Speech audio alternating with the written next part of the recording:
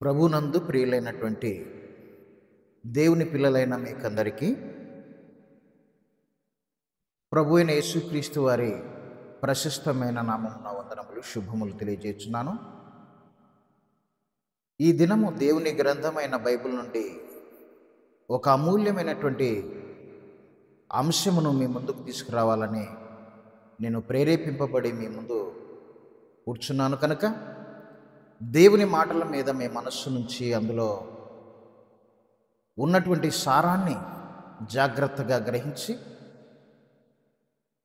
ఆ ప్రకారంగా మీరు బ్రతకాలని ప్రభు పేరిట మిమ్మల్ని వేడుకుంటున్నాను. ఈరోజు అంశం ఏంటంటే, క్రైస్తవ్యంలో కొందరు యేసుక్రీస్తు దేవుడు కాదు, ఆయన దేవుని కుమారుడు మాత్రమేనని ఒక క్రొత్త బోధను క్రైస్తవ్యంలోకి తీసుకొని వచ్చారు. అసలు ఈ అంశమును అతను ఎందుకు తీసుకున్నాడో, వాళ్ళు ఎందుకు తీసుకున్నారో నాకు అర్థం కావడం లేదు. కానీ క్రైస్తవ్యంలో కూడా కొందరు బోధకులు ఏం చేస్తున్నారంటే, క్రైస్తవుల యొక్క మనస్సులను చెరపడానికి బైబిల్లో లేని సంగతులను వారు కలిపి చెరిపి దేవుని సత్యాన్ని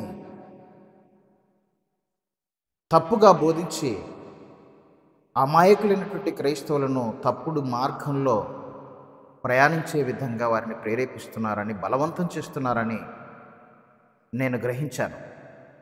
కనుక అలాంటి వాళ్ళు ఈ పాఠం జాగ్రత్తగా వినాలి. ఈ పాఠం విన్న తర్వాత కూడా మరలా అదే బోధ చేశారంటే ఇక మీరు చాలా శ్రమలకు గురి కావాల్సి వస్తుంది. దేవుని శాపం మీ మీద అమలవుతుందని చెప్పి దేవుని గ్రంథం సెలవిస్తుంది.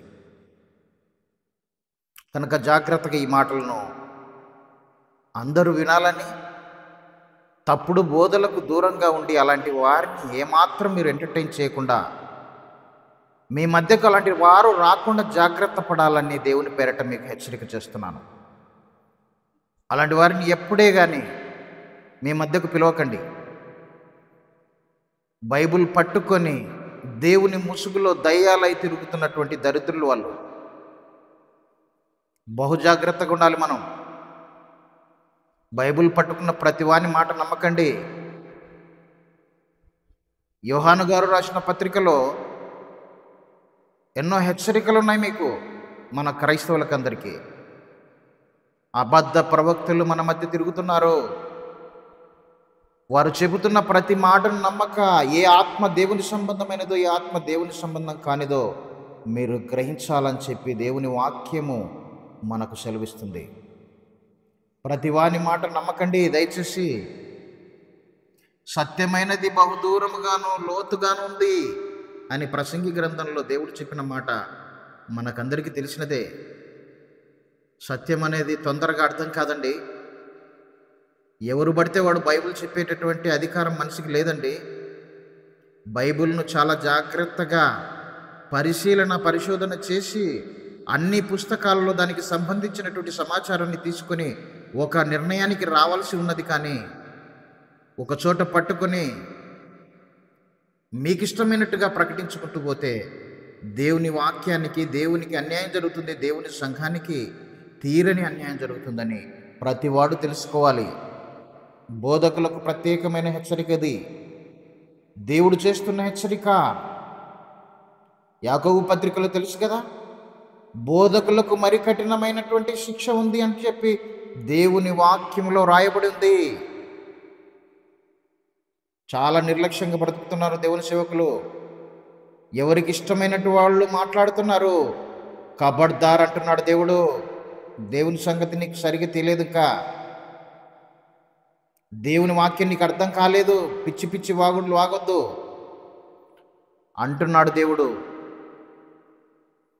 యోహాను సువార్త 1వ అధ్యాయము కొన్ని మాటలు చూద్దాం బైబిల్లో నుండి. యోహాను సువార్త 1వ అధ్యాయము 1వ వచనం నుంచి చూద్దాం. యోహాను సువార్త అందరూ తీయాలి బైబిల్ను, జాగ్రత్తగా ఏమేం మాట్లాడుతున్నామో వాటిని జాగ్రత్తగా పరిశీలించవలసిన బాధ్యత ప్రతి క్రైస్తవుని పైన ఉంది. అయ్యగారు అనుకున్నాం అనుకో, అయ్యగారు చక్కగా నిన్ను నరకానికి పంపిస్తాడు. ఇలాంటి అయ్యగారు ఉన్నారు ఇప్పుడు. మా సంఘ కాపరి, మా సేవకుడు మాకేం లోటు లేదు, బాగా పరిశోధన చేశాడు అనుకుంటే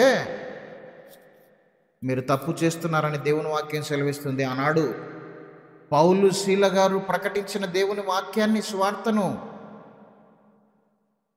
నమ్మక బెరలే ఉన్నటువంటి క్రైస్తవులు అలాగూ ఉన్నవో లేదో అని చెప్పి దేవుని గ్రంథంలో పరిశీలించి సరిచూసుకున్నారండి. అంతకంటే గొప్ప వాళ్ళ వీళ్ళు? ఈనాడున్నటువంటి బోధకులు అంతకంటే గొప్ప వాళ్ళ? ఎప్పటికీ కాదండి. వాళ్ళ దరిదాపులోకి కూడా రాలేడండి వీళ్ళు. చాలా చిన్నోళ్ళండి వాళ్ళ ముందర. కనుక వీళ్ళు చెప్తుంటే మనం చాలా జాగ్రత్తగా ఉండాలి. యోహాను సువార్త 1వ అధ్యాయం 1వ వచనం నుంచి కొన్ని మాటలు చదువుకుందాం. ఆదియందు వాక్యము ఉండెను, వాక్యము దేవుని యొద్ద ఉండెను, వాక్యము దేవుడై ఉండెను, ఆయన ఆదియందు దేవుని యొద్ద ఉండెను, సమస్తమును ఆయన మూలముగా కలిగెను, కలిగి ఉన్నదేది ఆయన లేకుండా కలగలేదు. ఆయనలో జీవముండెను, ఆ జీవము మనుషులకు వెలుగై ఉండెను. అసలు ఈ మాటలు చదువుతుంటేనే గూస్ బంప్స్ వస్తున్నాయండి. యేసుక్రీస్తు అంటే ఏమనుకుంటున్నావు అండి నువ్వు? ఏమనుకుంటున్నారండి వీళ్ళు?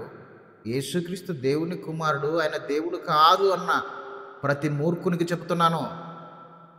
పిచ్చి పట్టింది మీకు, దయ్యం పట్టిందని చెప్తున్నాడు దేవుడు. దేవుడే యేసుక్రీస్తును దేవుడు అంటుంటే నువ్వేవుడివయ్యా? నువ్వేవుడు దేవుడు కాదనడానికి? ఒక్కసారి ఆలోచన చేయాలి నువ్వు. మనసు మార్చుకొనిక మీదట ఆ బోధన ఆపి, బైబిల్లో ఎన్నో సంగతులు ఉన్నాయి, ప్రజలకు మేలు చేసేటటువంటి మంచి మంచి ప్రసంగాలు ఎన్నో ఉన్నాయి, అవి చెయ్యి. సమాజాన్ని బాగు చెయ్యి. క్రైస్తవ్యం బాగులేదండి, కుళ్ళి కంపు కొట్టుతుందండి.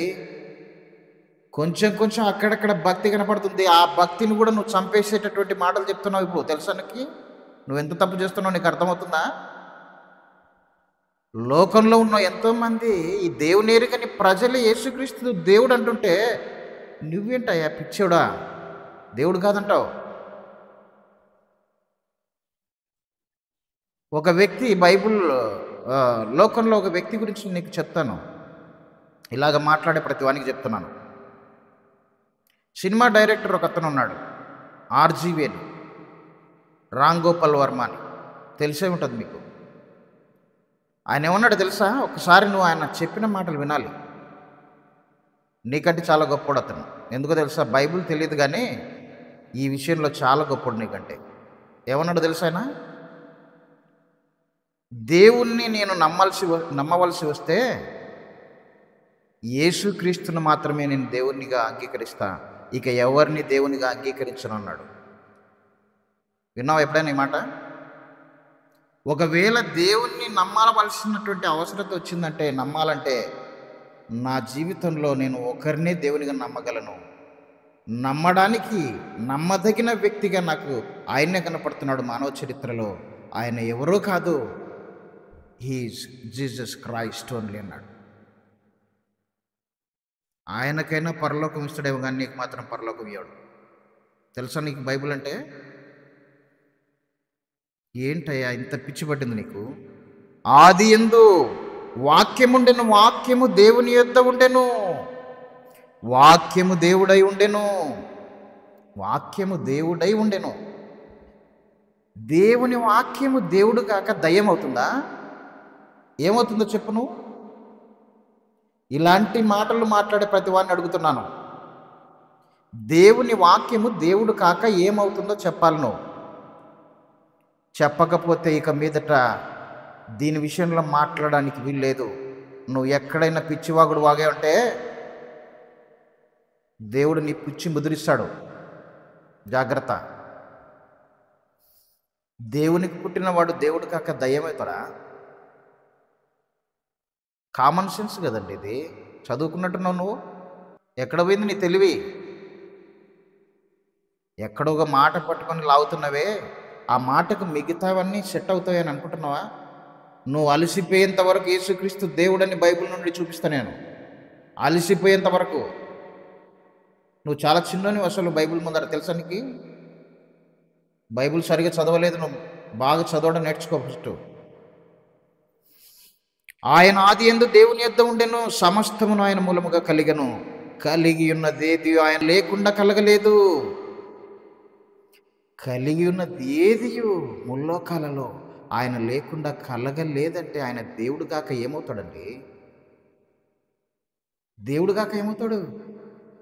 దేవుడే ఆయనను దేవునిగా ఈ సమాజానికి పరిచయం చేస్తుంటే హూ ఆర్ యూ? నువ్వు దేవుని కుమారుడు, నువ్వు దేవుడు కాదనడానికి నీకు ఎన్ని గుండెలు అసలు? ఎంత ధైర్యం నీకు అసలు? నిన్ను చూస్తుంటే దయ్యాన్ని చూస్తున్నట్టుంది నాకు. తెస్సలోనికీయులకు రాసిన 2వ పత్రిక 2వ అధ్యాయము. అందరూ తీయాలి బైబిల్ను చాలా జాగ్రత్తగా, ఎందుకంటే ఇలాంటి దొంగలు సమాజాన్ని పాడు చేస్తున్నారండి.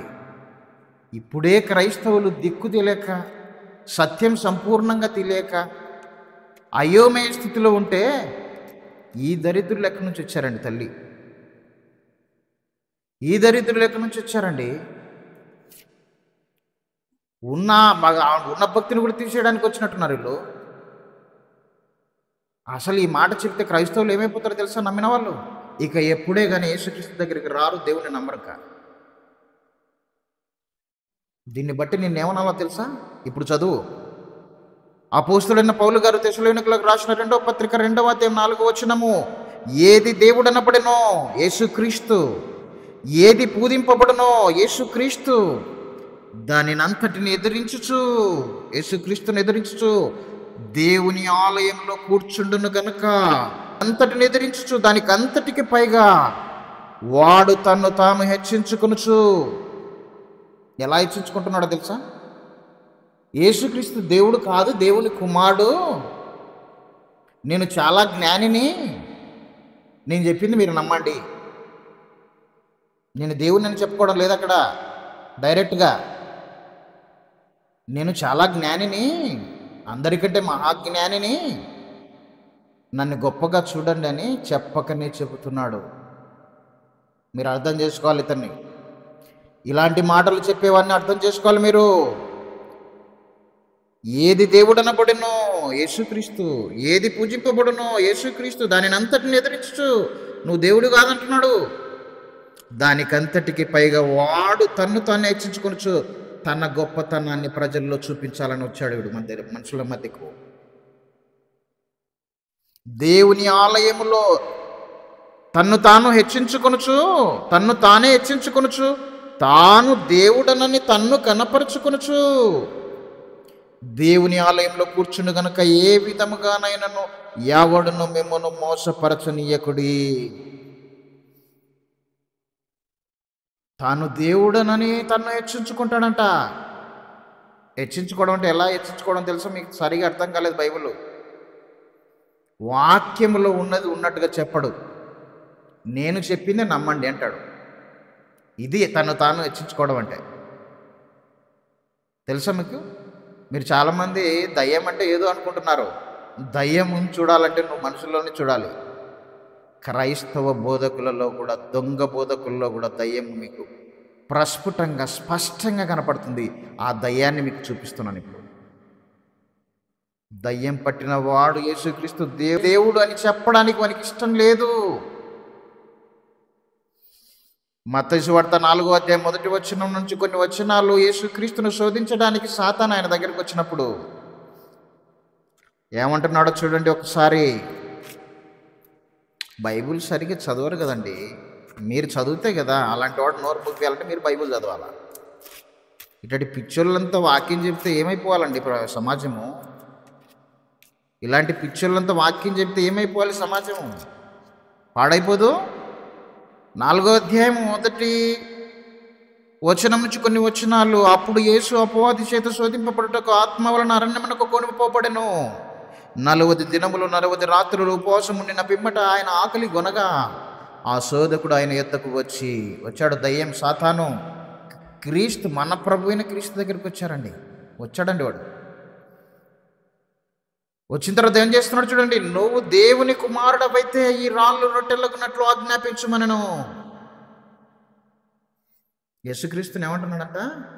నువ్వు దేవుని కుమారుడవైతే అంటున్నాడు ఇక్కడ. నువ్వు దేవుడవైతే అంటున్నాడా, దేవుని కుమారుడవైతే అంటున్నాడా? ఏమంటున్నాడు? నీలాంటి మూర్ఖులను మోసం చేయడానికి ఆ పదాన్ని వాడుతున్నాడు వాడు. ఆయన కూడా దేవుడని మనకి తెలుసు. నీలాంటి వాళ్ళని పట్టుకోవడానికి ఈ పద ప్రయోగం చేస్తున్నాడు. ఇప్పుడు దొరికావు నువ్వు వానికి. నువ్వేమనుకుంటావు అంటే, అబ్బబ్బబ్బబ్బబ్బా మంచి పాయింట్ దొరికింది, ఈ పాయింట్ పట్టుకుంటే అందరికంటే గొప్పని అయిపోతా, స్పెషల్గా ఉంటాను నేను, స్పెషల్ స్టేటస్ వస్తుంది నాకు అనుకున్నావు. నీకు స్పెషల్ స్టేటస్ దేవుడు ఇచ్చింది ఏం తెలుసా? నీకు దయ్యం పట్టింది, నీలో దయ్యం కూర్చుంది రా అంటాడు. ఇది నీ స్పెషల్ స్టేటస్. నువ్వు దేవుని కుమారుడవైతే ఈ రాళ్ళు రొట్టెలగున్నట్లు ఆజ్ఞాపించుమనెను. అందుకైనా మనుష్యుడు రొట్టె వలన మాత్రము కాదు కానీ దేవుని నోటి నుండి వచ్చు ప్రతి మాట వలన జీవించును అని వ్రాయబడి ఉన్నది.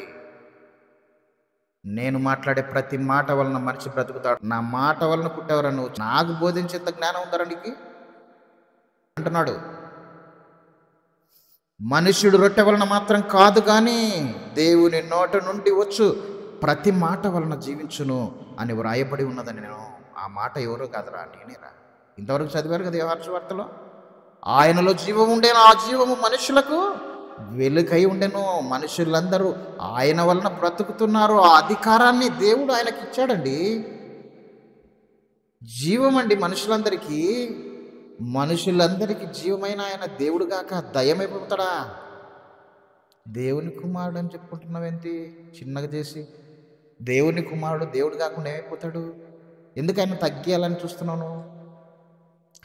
ఏమన్నా స్పెషల్గా నీకు ఏమన్నా పోస్ట్ ఇస్తున్నాడా సాతాను గాడు? వాని యొక్క సామ్రాజ్యంలో ఏమన్నా ఆశ చూపించాడా? చూపిస్తాడు వాడు. స్పెషల్గా మాట్లాడాలా? అందరు మాట్లాడినట్టు మాట్లాడితే ఏం బాగుంటుంది? చెప్పాడు కదా నీకు, చెవులో చెప్తాడు వాడు. నీలాంటి వాళ్ళని చాలామంది మోసం చేసేవాడు. 5వ వచనం, అంతటా అపవాది పరిశుద్ధ పట్టణమునకు ఆయన తీసుకొని పోయి దేవాలయ శిఖరమును ఆయన నిలబెట్టి, నువ్వు దేవుని కుమారుడవైతే క్రిందికి దుముకుము. మళ్ళీ ఇక్కడ కూడా అదే ప్రయోగిస్తున్నాడు. నువ్వు దేవుని కుమారుడవైతే. నీలాంటి వాళ్ళ కోసమే వాడు వాడేది ఈ పదాలను. అందుకోసం పట్టుకున్నావు నువ్వు. చాలా మహాజ్ఞానివి కదా, అందులో సాతాను గాడు చెప్పినది పట్టుకున్నావు అంటే నువ్వు మామూలు జ్ఞానివి కాదు. అపవాది కుమారుడిగా మారిపోయావు. ఆయన నిన్ను కూర్చి తన దూతలకు ఆజ్ఞాపించును, నీ పాదం ఎప్పుడైనను రాతికి తగలకుండా వారు నిన్ను చేతులతో ఎత్తుకొందురు అని వ్రాయబడి ఉన్నదని ఆయనతో చెప్పాను. అందుకు యేసు, ఇప్పుడు జాగ్రత్తగా విను, ప్రభు అయిన నీ దేవుని నీవు శోధింపవలదని మరి ఒక చోట రాయబడి ఉన్నదిరా అని వానితో చెప్పాను. ప్రభువైన నీ దేవుని, బాగా వినాలి. అక్కడ దేవుడు అంటే తండ్రి అయిన దేవుడు అని చెప్పొద్దు, నువ్వు పిచ్చి మాటలు మాట్లాడద్దు. తండ్రి అయిన దేవుడు అక్కడ ఉన్నాడా? ప్రభువైన నీ దేవుని ఎవరిని శోధిస్తున్నాడు? ఇప్పుడు సాతాను ఎవరిని శోధిస్తున్నాడండి? ప్రభువైన దేవుణ్ణి శోధిస్తున్నాడండి. ఆయనకి ఏం చెప్తున్నాడు? ప్రభువైన నీ దేవుణ్ణి నువ్వు శోధింపకూడదు రా పిచ్చోడా అంటున్నాడు. నేను దేవుణ్ణి రా అంటున్నాడు. ఎప్పుడు చదవలేదా ఇది? చదవలేదా? సాతానుకు చెప్తున్నాడు, నీకు చెప్తున్నాడు. ఇప్పుడు నువ్వు కూడా సాతాను బిడ్డవే కదా. ప్రభువైన నీ దేవుణ్ణి శోధింపకూడదు రా నువ్వు అంటున్నాడు. నిన్ను ఏం మాట్లాడుతున్నావు? వాడిలాగా వాని భాష వచ్చింది కదా నీకు. మానుకో, మనస్సు మార్చుకో. మారకపోతే చాలా ప్రమాదం నీకు. మరలా 8వ వచనము, అపవాది మిగులు ఎత్తైన ఒక కొండ మీదకి ఆయన తోడుకొని పోయి ఈ లోక రాజ్యములన్నింటినీ వాటి మహిమను ఆయనకు చూపి, నువ్వు సాగిలపడి నాకు నమస్కారం చేసిన ఎడల వీటన్నిటినీ నీకు ఇచ్చేదని ఆయనతో చెప్పగా, యేసు వానితో, బాగా విను, సాతానా పొమ్ము, ప్రభువైన నీ దేవునికి మొక్కి ఆయనను మాత్రం సేవింపవలెను అని వ్రాయబడి ఉంది. వాక్యాన్ని వక్రీకరించకండి, మ్యానిపులేట్ చేయొద్దు. సందర్భాన్ని అర్థం చేసుకోవాలి. నువ్వు సందర్భంలో రాయబడిన భావాన్ని అర్థం చేసుకోవాలి. దేవుణ్ణి శోధించినటువంటి శోధకుడు మాట్లాడుతున్న మాటల్లో దాగి ఉన్నటువంటి సత్యం తెలుసుకోవాలి. ప్రభువైన నీ దేవునికి మొక్కాలిరా నువ్వు అంటున్నాడు. నీ దేవుణ్ణి రా నేను, నాకు మొక్కాలిరా నువ్వు. ఏంట్రా నా దగ్గర నీ యొక్క ఆటలు అర్థమవుతుందా? రోమపత్రిక 9వ అధ్యాయం 5వ వచనం అందరు తీయండి. అసలు బైబిల్లో మీరు మాట్లాడేదానికి అసలు ఏ విధమైనటువంటి ఆధారాలు లేవండి. పిచ్చి మాటలు, పిచ్చి వాగుడులు. 9వ అధ్యాయము రోమపత్రిక 9వ అధ్యాయము 5వ వచనము చూడండి ఒకసారి. పితరులు వీరి వారు శరీరమును బట్టి క్రీస్తు వీరిలో పుట్టెను. క్రీస్తుని గురించి చెప్తున్నాడు, విను జాగ్రత్తగా. ఇలాంటి బోధలు చేస్తున్న ప్రతివాడు వినాలి ఈ మాటలు. పితరులు వీరి వారు శరీరమును బట్టి క్రీస్తు వీరిలో పుట్టెను. ఈయన సర్వాధికారి అయిన దేవుడై ఉండి నిరంతరము స్తోత్రార్హుడై ఉన్నాడు. ఆమేన్. ఎవరంట యేసుక్రీస్తు?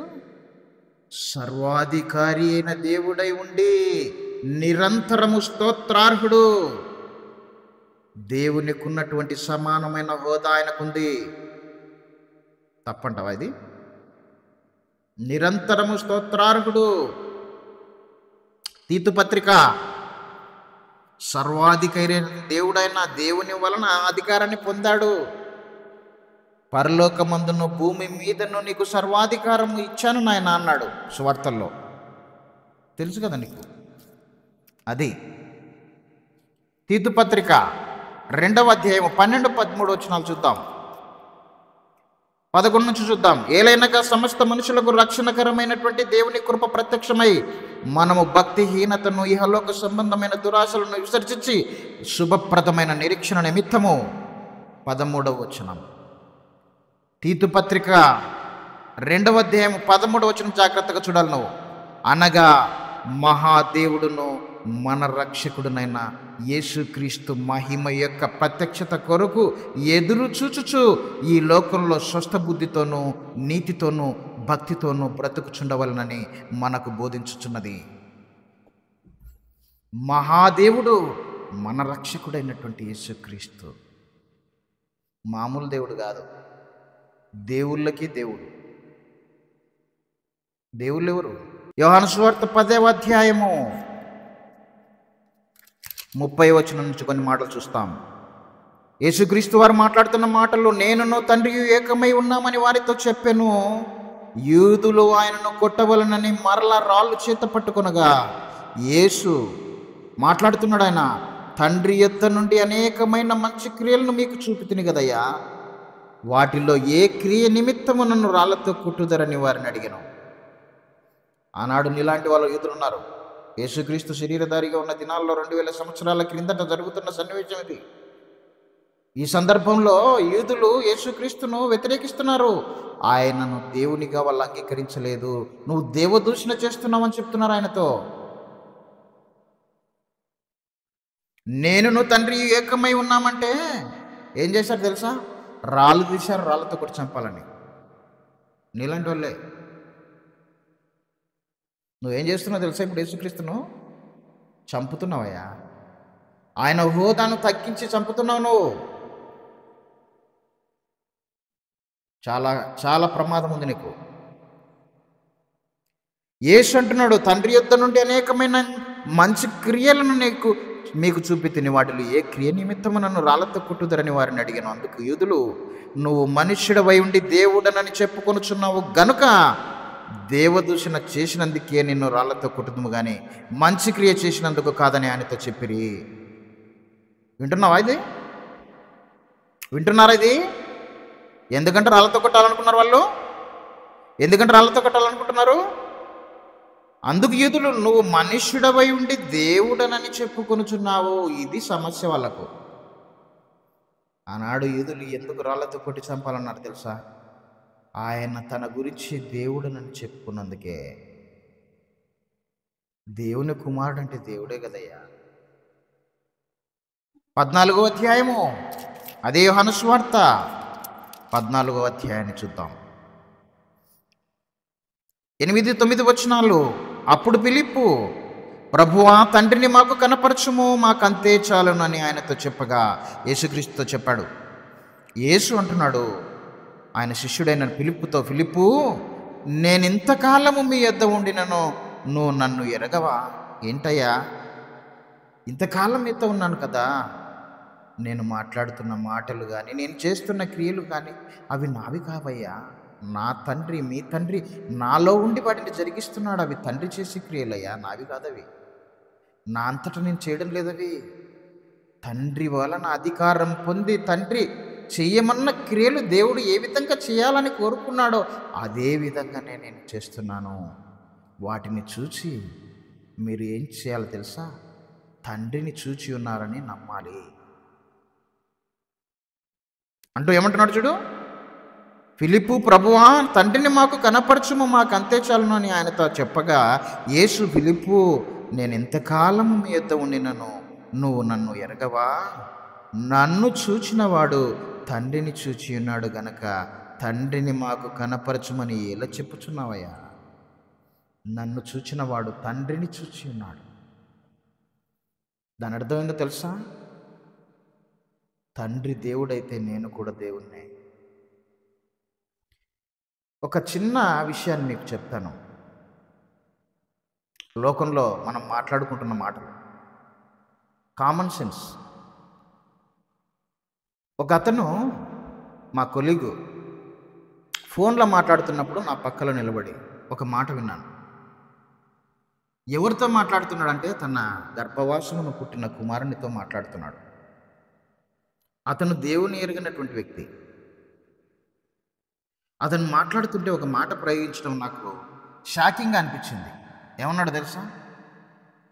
అంతవరకు ఒరే ఒరే అంటున్నాడు మాటల్లో. మధ్యలోకి వచ్చిన తర్వాత ఒక మాట ప్రయోగించాడు. దేవుడు దేవుడు దేవుడు అంటున్నాడు కుమారుణ్ణి. చెప్పు దేవుడు, చెప్పు దేవుడు అంటున్నాడు. ఏంట్రా ఇంతవరకు ఒరే ఒరే అంటున్నాడు, మళ్ళీ ఏంది దేవుడు అంటున్నాడు అని నేను ఆలోచన చేశాను. తన కొడుకండి, తన కొడుకంటే ఇష్టం అండి అతనికి. మనమంతా దేవుని సంతానం అండి. లోకంలో ఉన్న కవీశ్వరులు చెప్తున్నారు కదండి, కనీస జ్ఞానం లేనివానివి కదా నువ్వు.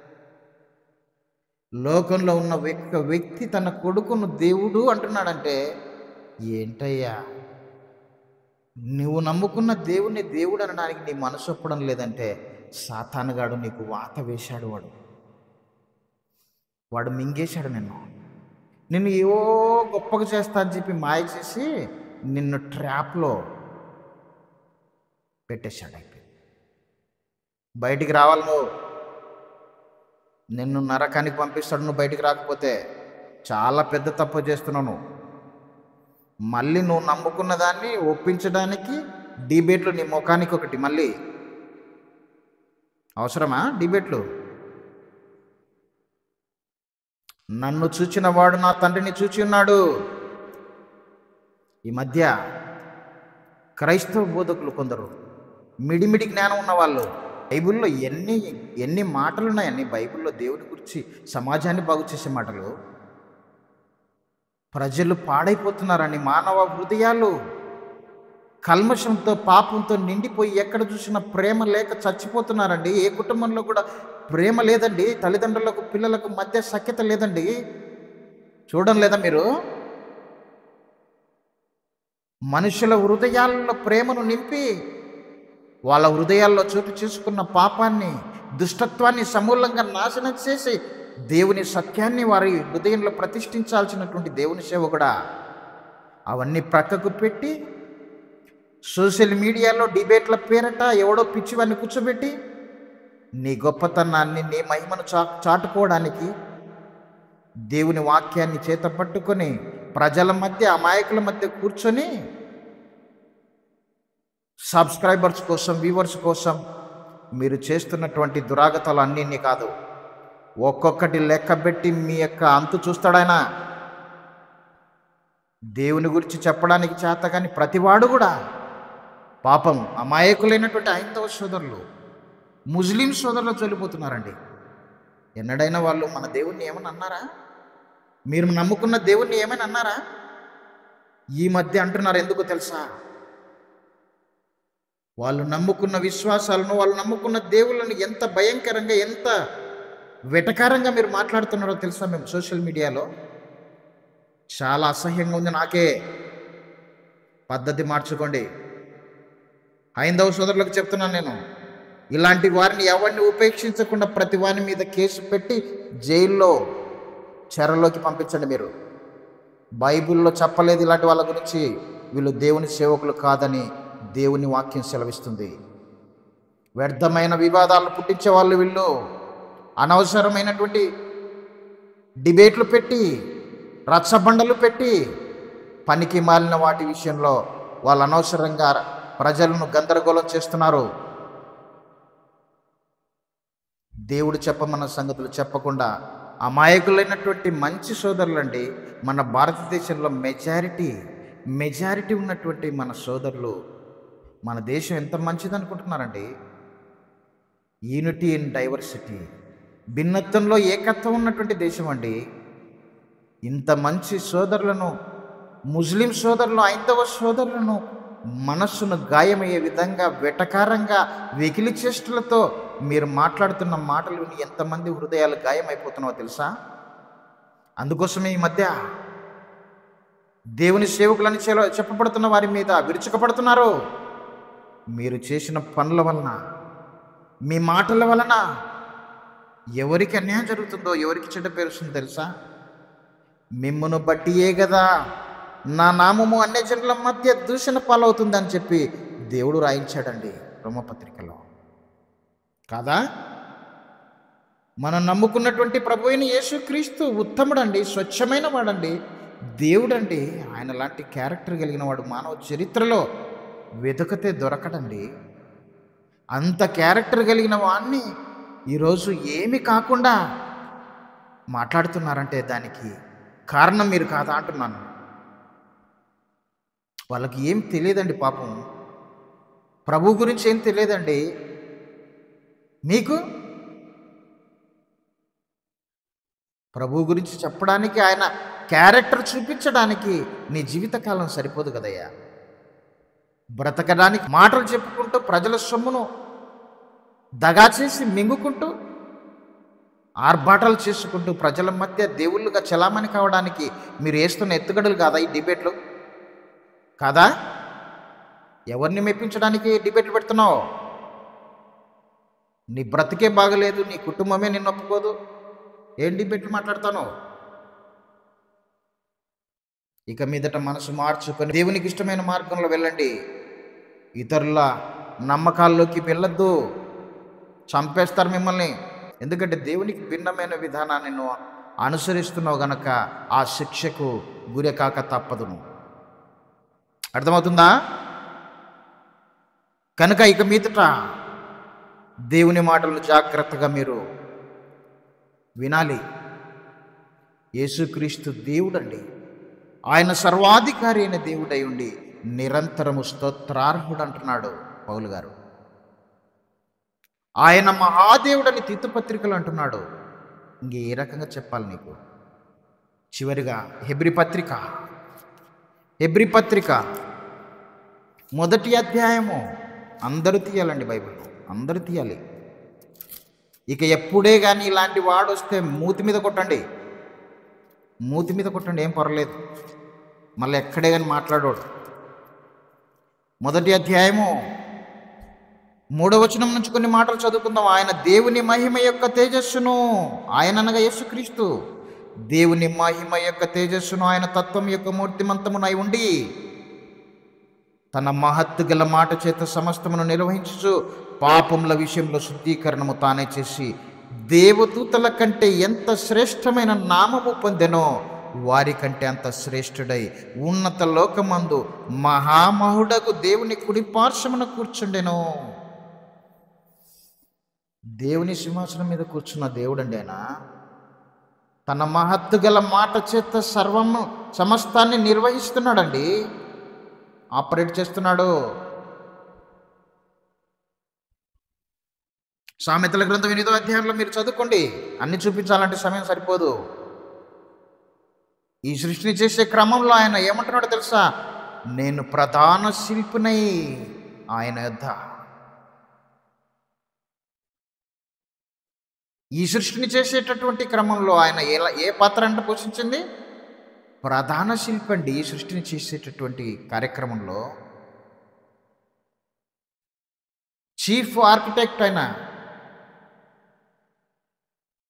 ఆయనను పట్టుకొని నువ్వు దేవుడు కాదంటవా? He is a creator, not creature.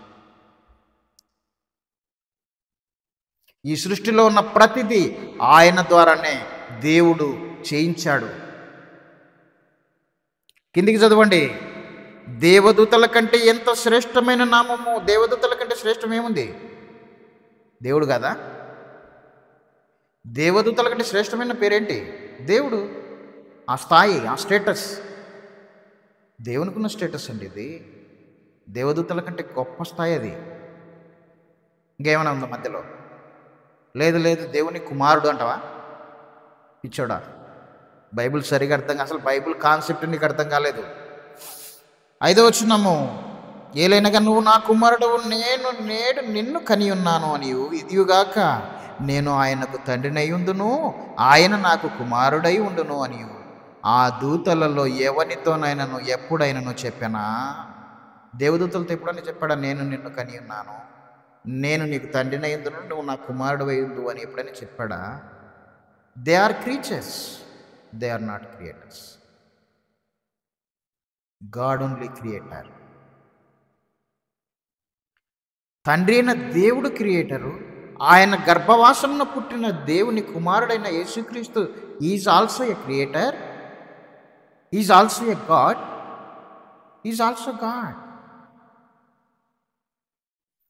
ఆలోచనము, మరియు ఆయన భూలోకమునకు ఆది సంభూతిని మరలా రప్పించినప్పుడు దేవుని దూతలందరూ ఆయనకు నమస్కారము చేయవలని చెప్పుచున్నాడు. ఆయన రెండవ రాకడలో ఈ లోకంలోకి ప్రవేశించేటప్పుడు, రెండవ రాకడలో భూలోకమునకు ఆది సంభూతినిగా మరలా రప్పించినప్పుడు రాబోతున్నాడు ఆయన. దేవుని దూతలందరూ ఆయనకు నమస్కారం చేయాలట. నమస్కారం ఎవరు చేస్తారు? ఎవరు చేస్తారు? దేవునికి చేస్తారండి. తర్వాత చూడండి, తన దూతలను వాయువులుగాను తన సేవకులను అగ్నిజ్వాలలుగాను చేసుకునేవాడని తన దూతలను గురించి చెప్పుచున్నాడు. కానీ తన కుమారుని గురించి అయితే ఇప్పుడు జాగ్రత్తగా వినాలి. తన కుమారుని గురించి అయితే ఏమంటున్నాడు ఇప్పుడు జాగ్రత్తగా వినాలి. దేవదూతల కంటే శ్రేష్టమైన నామం అని పైన చదివాను కదా. దేవునికి పుట్టినవాడు ఎంత గొప్పడో తెలుసా? దేవుని కుమారుడు మాత్రమే అనుకోకూడదు, ఆయనను ఏమనుకోవాలని చెప్తున్నాడు. తన దూతలను గురించి చెప్పుచున్నాడు, కానీ తన కుమారుని గురించి అయితే 8వ వచనము, హెబ్రీ పత్రిక 1వ అధ్యాయం 8వ వచనము, దేవా నీ సింహాసనము నిరంతరము నిలుచున్నది. ఏమంటున్నాడు దేవుడు? తండ్రి అయిన దేవుడు అండి. ఏమంటున్నాడు? దేవా. ఇంతవరకు చెప్పాను కదా, లోకంలో ఒక తండ్రి తన కుమారుని గురించి ఏమంటున్నాడు? దేవుడు దేవుడు అంటున్నాడు తన కొడుకును. నేను నా కూతురును కూడా అంతే, కూతురైనా కానీ నానా డాడీ అంట. ఎందుకో తెలుసా? ఆ ఆత్మ ఎవరిదో తెలుసా? నా తండ్రి ఆత్మ అండి. ఎంతో లోతైన సత్యం ఉందండి దాంట్లో. నా ఆత్మీయ తండ్రి నానా చెప్పు తండ్రి అన్న మాట నా మనస్సును ఎంత తాకిందో తెలుసా? అదేంటి ప్రేమ అండి. ఇది ఆత్మలో పుట్టే ప్రేమ అండి. ఇది తన కొడుకు గురించి తన గొప్పగా చెప్పుకుంటే తప్పేమవుతుందండి? వేరే వాని గురించి కాదు కదా చెప్పింది ఆయన. ఏమంటున్నాడు దేవుడు ఇక్కడ? దేవా నీ సింహాసనము నిరంతరము నిల్చున్నది, నీ రాజదండము న్యాయార్థమైనది, నీవు నీతిని ప్రేమించితివి, దుర్నీతిని ద్వేషించితివి. అందుచేత దేవుడు నీ తోడి వారి కంటే నిన్ను హెచ్చించినట్లుగా ఆనంద తైలంతో అభిషేకించెను. ఆనంద తైలంతో అభిషేకించెను. తర్వాత మరియు 10వ వచనము, ప్రభువా నువ్వు ఆది యందు భూమికి పునాది వేసితివి. ఇక్కడ ప్రభువా, వీళ్ళు ఏమంటారంటే ప్రభువా అనొచ్చు కానీ దేవుడా అనకూడదంట. దేవుడు అంటే ఏదో తెలుసా నీకు? ఆ పదం అర్థం తెలుసా? ఎప్పుడన్నా విన్నావా? దేవుడు అంటే దివ్యుడు అని. దేవుడు అంటే దివ్యుడు అని, దివ్యమైన వాడని. దివ్యుని నుంచి వచ్చింది దేవుడు అనే పదం. యేసుక్రీస్తు దివ్యుడు కాదా? ప్రభువేనా? నీ ప్రభువైన నీ దేవునికి మొక్కి అని చదివాను కదా ఇంతవరకు. అలాంటివి ఎన్నో చూపిస్తాను నీకు. ప్రభువే దేవుడు, దేవుడే ప్రభు. తండ్రి గురించి కూడా ప్రభు అని ఉంటుంది. ప్రభువా నీవు ఆది యందు భూమికి పునాది వేసితివి. ఇంతవరకు చెప్పాను కదా, ఆయన ప్రధాన శిల్పి. భూమికి పునాది వేసిన వాడు యేసుక్రీస్తు అండి. ఈ సృష్టిలో ఉన్న ప్రతి వస్తువును కలిగించినటువంటి మహాదేవుడు అండి ఆయన. దేవుడు తనకు ఆ అధికారాన్ని ఇచ్చాడండి. నాయన నువ్వే చేయాలి నాన్న, ఈ పని అంతా నువ్వే చేయాలరా, నీకు సమస్త అధికారాన్ని నీకు ఇచ్చాను, కలిగినదేది నువ్వు లేకుండా కలగకూడదు. That is my love upon you. నువ్వంటే నాకు పిచ్చిరా, నువ్వంటే నాకు పిచ్చి. ఎందుకంటే నా ఇష్టాన్ని నెరవేర్చిన నా కొడుకుపోయాను.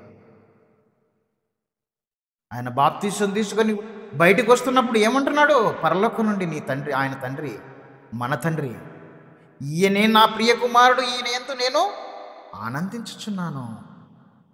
ఎందుకో తెలుసా? నా ఇష్టాన్నంతా నెరవేర్చేవాడు. నేను చెప్పిన ప్రతి మాటను జబదాటకుండా, పొల్లు పోకుండా, నేను ఏమి చెబుతున్నానో అదే చెప్తాడు, ఏమి చేయమంటున్నానో అదే చేస్తాడు, నేను ఎలా చేస్తున్నానో అలాగే డిట్టో చేస్తాడండి. అందుకోసమే ఇవి ప్రతికలో 3వ వచనం చదువుతాండి. మొదటి అధ్యాయం 3వ వచనంలో, ఆయన దేవుని మహిమ యొక్క తేజస్సును, ఆయన తత్వం యొక్క మూర్తిమంతము. సేమ్ దేవుని క్యారెక్టర్ అండి ఆయనది. డిట్టో అండి, దిగిపోయినాడండి. అందుకోసమే నన్ను చూసినవాడు నా తండ్రిని చూసినాడని చెప్పగలిగే గట్స్తో మాట్లాడినాడండి. దేవుణ్ణి ఎవరైనా చూడాలనుకుంటే ఇక మీదట ఆయన అదృశ్యంగా ఉంటాడు, కనపడు. కానీ యేసుక్రీస్తులో ఆయన కనపడతాడు. యేసుక్రీస్తు దేవుణ్ణి చూపించిన, తండ్రి అయిన దేవుణ్ణి చూపించిన కుమారుడైన దేవుడండి. ఇది సత్యం. ప్రభువా, మొదటి అధ్యాయం 10వ వచనం, హెబ్రీయులకు రాసిన పత్రిక, నీవు ఆది యందు భూమికి పునాది వేసితివి, ఆకాశములు కూడా నీ చేతి పనులే, అవి నశించును గాని నీవు నిలిచియుందువు. అవన్నీ వస్త్రము వలె పాతగిలును, ఉత్తరీయం వలె వాటిని మడిచివేతువు. అవి వస్త్రముల వలె మార్చబడును గాని నీవు ఏకరీతిగానే ఉన్నావు, నీ సంవత్సరంలో తరగవు అని చెప్పుచున్నాడు. అయితే నేను నీ శత్రువులను నీ పాదములకు పాదపీఠముగా చేయి వరకు నా కుడి పార్శ్వమున కూర్చుండుమని దూతలలో ఎవని గుర్చేను ఎప్పుడైనా చెప్పెనా? వీరందరూ రక్షణను స్వాస్థ్యము పొందబో వారికి పరిచారం చేయుటకై పంపబడిన సేవకులైన ఆత్మల కారా.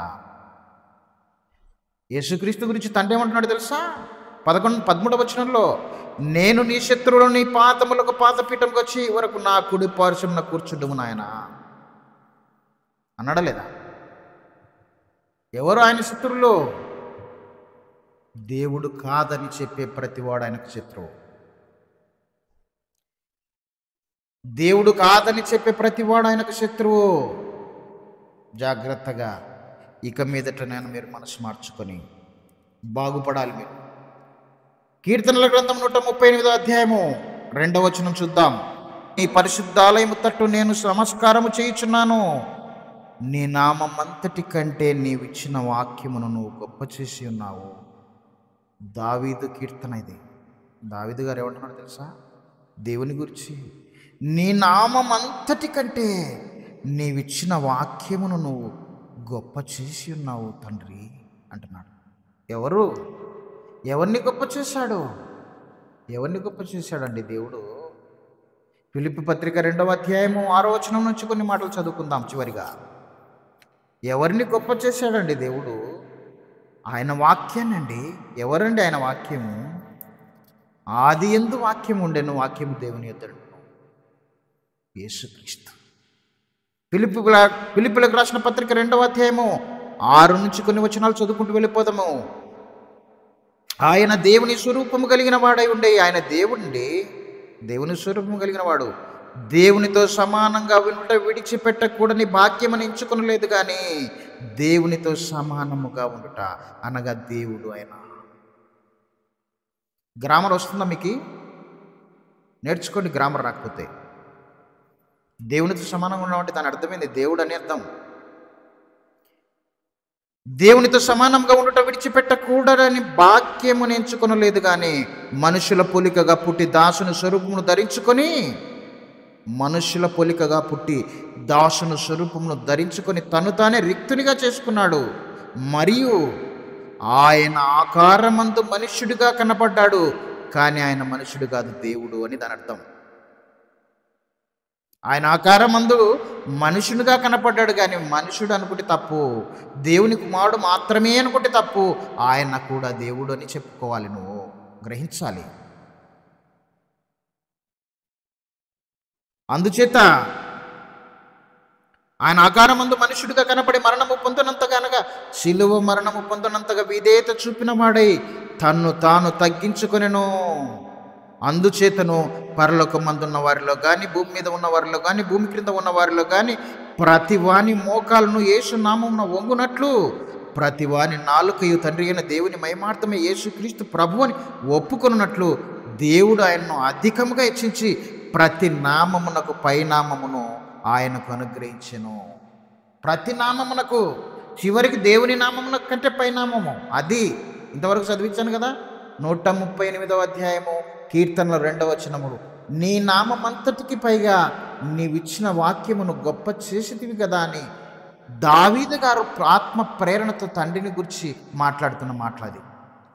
ఆయన తండ్రిని, ఆయన కొడుకును గొప్ప చేస్తాడండి. ఆయన చేసిన క్రియలను బట్టి నీకేంటండి బాధ ఆయన దేవుడు అనడానికి? తండ్రే నా కొడుకు దేవుడు రా అని పరిచయం చేస్తుంటే హూ ఆర్ యూ? ఆయన దేవుడు కాదనడానికి ఎవరా నువ్వు? ఎంత ధైర్యం అండి మీకు? అన్ని నామముల కంటే పైనామాన్ని నా కొడుకు నేను ఇచ్చాను. ఎందుకంటే ఎవరు చేయనటువంటి కార్యము ఈ భూమి మీదికి వచ్చి ఆయన చేశాడు. దేవుడై ఉండి మనుషుల పోలికగా పుట్టి తన్ను తాను దాసుని స్వరూపం ధరించుకొని రిక్తునిగా చేసుకొని మరణము పొందినంతగా తన్ను తాను తగ్గించుకున్నాడండి. అందరికంటే ఎక్కువ తగ్గించుకున్నాడు, కానీ అందరికంటే గొప్ప స్థానంలో దేవుడు పెట్టాడు. మీకు అర్థం కావడానికి ఒక ఉదాహరణ చెప్తాను. భూమి మీద స్త్రీకి చాలా గౌరవం ఉందండి మనుషుల మధ్య. తల్లి అంటే, స్త్రీ అంటే నిజంగా చాలా గొప్ప స్థానాన్ని ఆమె సంతరించుకుంది మానవ చరిత్రలో అని చెప్పగలం. ఎందుకు వచ్చింది స్త్రీకి అంత ఘనత? ఎందుకు వచ్చింది స్త్రీకి అంత ఘనత? దేవుడిచ్చాడండి.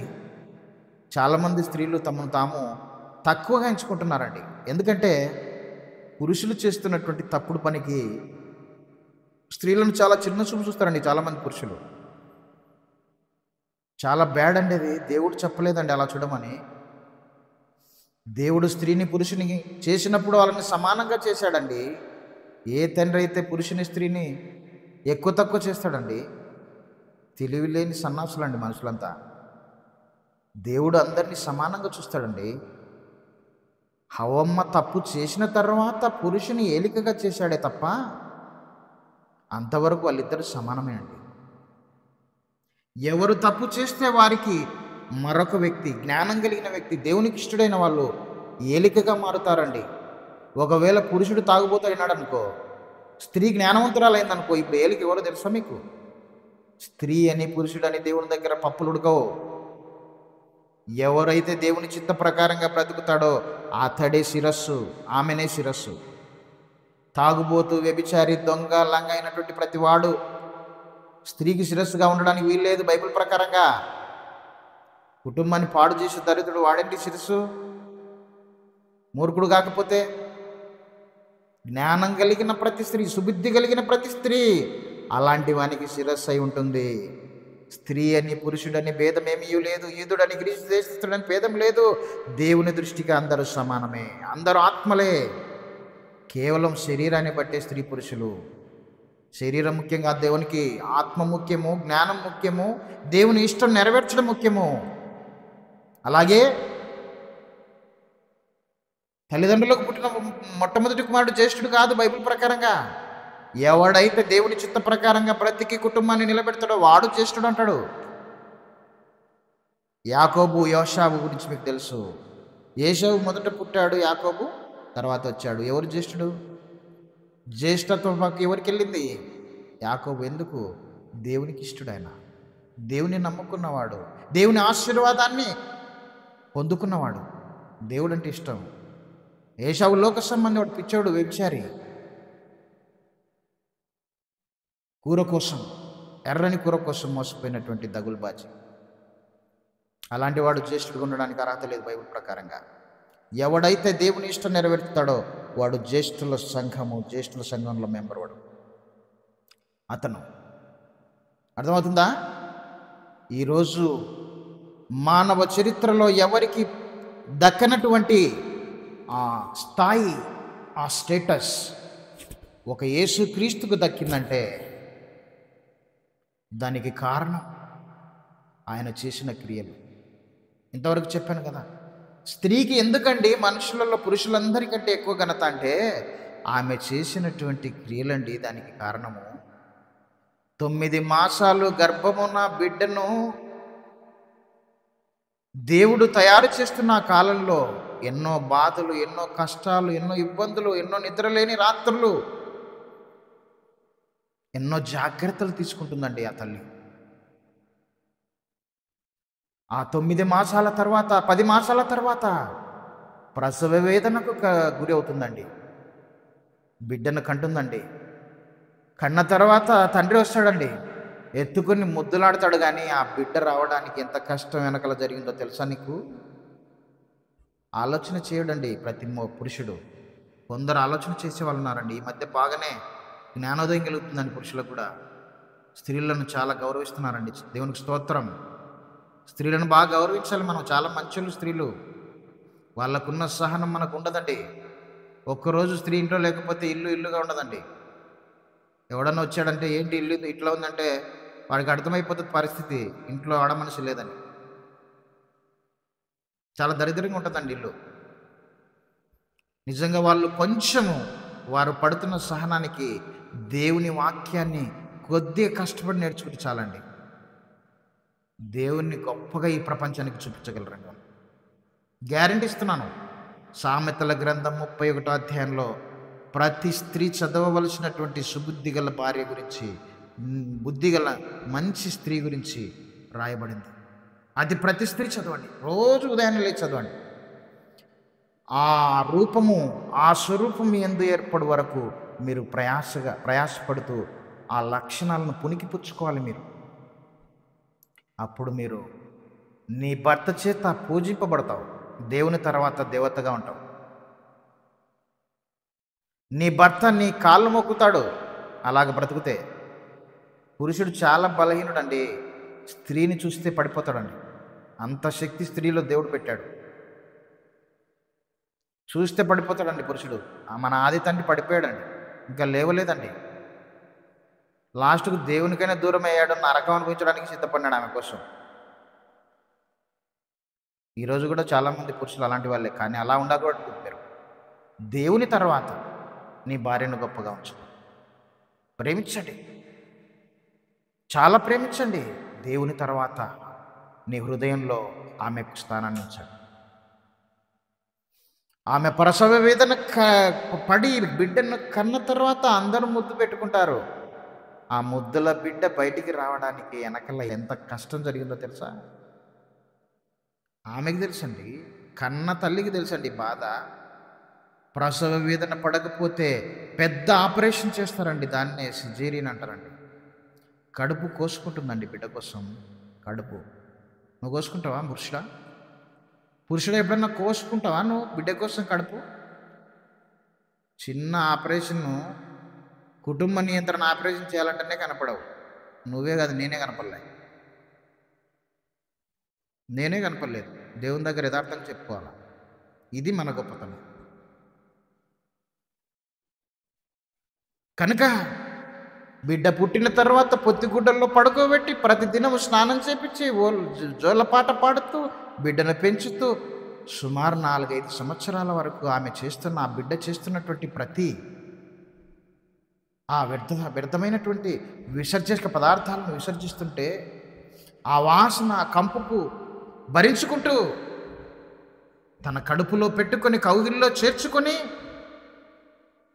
పాలిచ్చుకుంటూ ముద్దు పెట్టుకుంటూ తల మీద నిమురుకుంటూ ముద్దు పెట్టుకుంటూ జోలపాట పాడుకుంటూ ఆనందిస్తుంది చూడు. ఆ ప్రేమకు ఏమిచ్చి ఆమె రుణం తీర్చుకోగలం? పిల్లలారా, తల్లిదండ్రులను చాలా జాగ్రత్తగా మీరు ప్రేమించాలి. తల్లిని చాలా గొప్పగా ప్రేమించాలి మీరు. దేవుని తర్వాత మీ దేవత ఆమె. దేవుని తర్వాత దేవుని స్థానం కొట్టేసింది స్త్రీ. ఆమె ప్రేమను గురించి దేవుడు ఏమన్నాడు తెలుసా? స్త్రీల కంటే గొప్ప, స్త్రీలు చాలా ప్రేమ కలిగిన వారు అన్నాడు. యోనాతాను గురించి రాస్తున్నటువంటి సందర్భంలో దావీదును ప్రియమైనటువంటి స్నేహితుడు యోనాతాను గురించి మాట్లాడుతూ, స్త్రీలు చూపిన ప్రేమ కంటే ఎక్కువ ప్రేమ చూపినవాడు యోనాతాను దావీదు మీద అని చెప్పి రాసిన మాట చూస్తుంటే, స్త్రీలు ఎంత ప్రేమ కలిగి ఉన్నారో దేవుని మనస్సులో వాళ్ళకి ఎంత స్థానం ఉందో మీరే గ్రహించాలి. దేవుడు గొప్పవాళ్ళు అంటున్నారండి, మనుషులు కాదండి మిమ్మల్ని గొప్పవాళ్ళనేది. ఇంత గొప్ప మాటలు చెప్పిన దేవుని ఇంత గొప్పగా తీర్చిదిద్ది నీకు ప్రత్యేకమైనటువంటి స్థానాన్ని పురుషుల మధ్య ఇంత గొప్పగా నిన్ను నిలబెడితే, అమ్మా ఎందుకు నిన్ను తక్కువ అంచనా వేసుకుంటావు? ఎవడో పిచ్చివాడు మాట్లాడిన మాటకు ఎందుకు అంత తక్కువ అంచనా వేసుకుంటున్నావు? నీ తండ్రి అయిన దేవుడే నిన్ను గొప్ప చేశాడు తల్లి. నిన్ను గొప్పగా నిలబెట్టాడండి. మానవ చరిత్రలో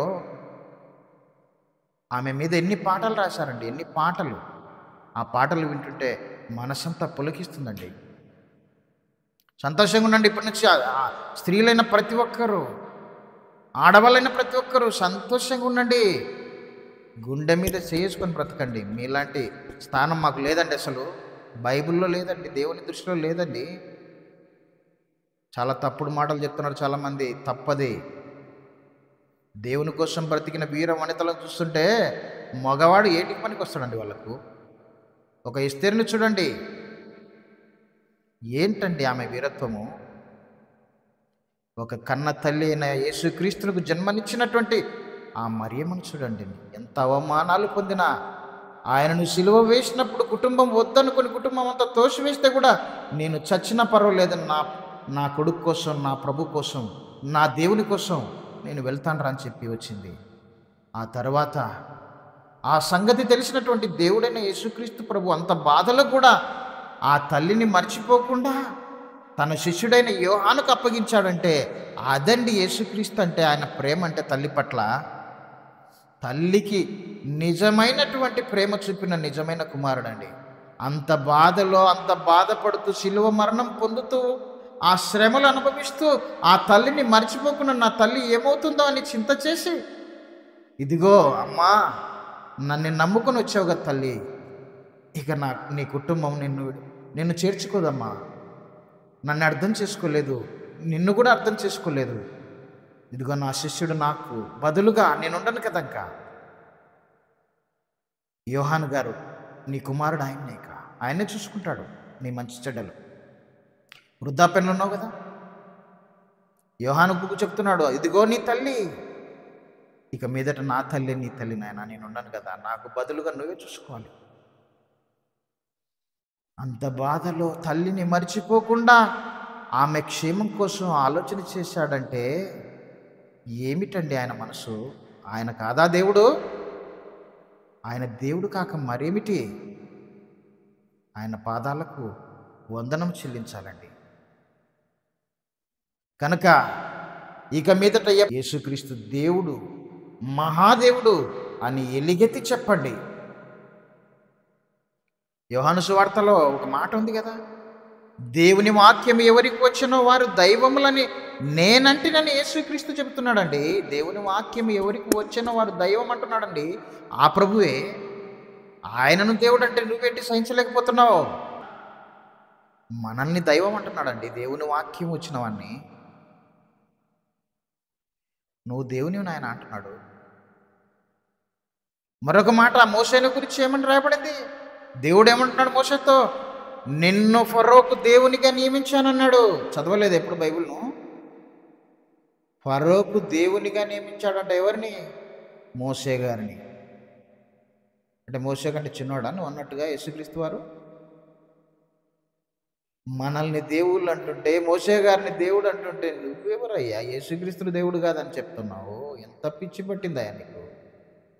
ఏది దేవుడు అనబడునో మరొకసారి జ్ఞాపకం చేస్తాను నీకు. ఏది పూజింపబడునో దానికంతటిని ఎదిరించుచు, దాని అంతటికి పైగా తన్ను తానే హెచ్చించుకొనుచు, తానే దేవుడునని దేవుని ఆలయంలో కూర్చుండును. కనుక ఎవడును ఎప్పుడైనాను మిమ్మల్ని మోసపరచకుండా జాగ్రత్తగా చూసుకోవాలని చెప్పి దేవుడు హెచ్చరిక చేస్తున్నాడు.